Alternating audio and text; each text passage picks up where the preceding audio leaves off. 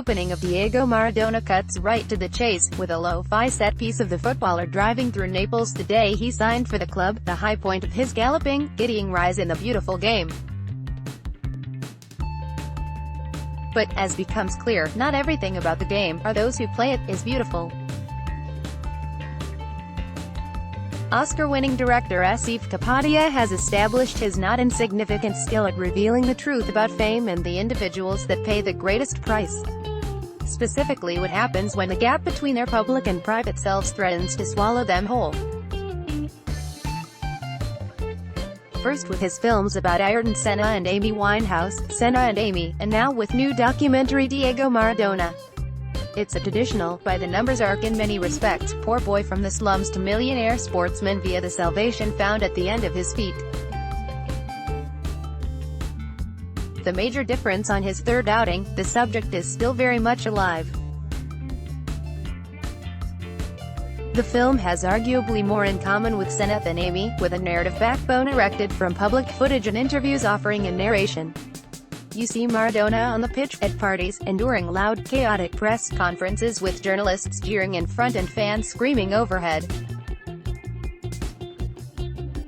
You follow him through his troubled start at Barcelona, to the heart of the film, his life in Italy, where he achieved a godlike status, verging on unbearable mania erupting around him. The glory he hungered for, it's clear, is both the best and worst thing that could have ever happened to him.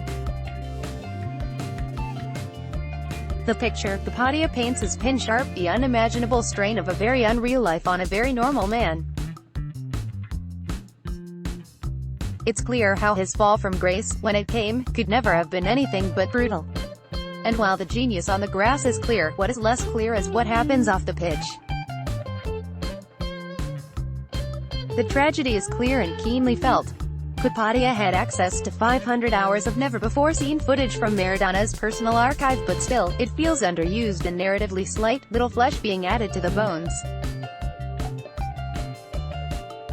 Maradona's private world, true, innermost feelings, only briefly coming to the fore. There are quick flashes of the strain and pain that either turned him onto drugs or accelerated his descent, that led him into the arms of the local mafia, that saw him deny his own son. And though Maradona is interviewed, he is unable to really speak to a deeper personal truth, to offer the texture you so desperately want. This is, after all, a man who, post the 1990 Argentina vs Italy World Cup match in Naples, was hated by pretty much an entire country. One that had arguably given him everything. It's a little more substance offered by his ex-wife, whose interview fills in a few blanks.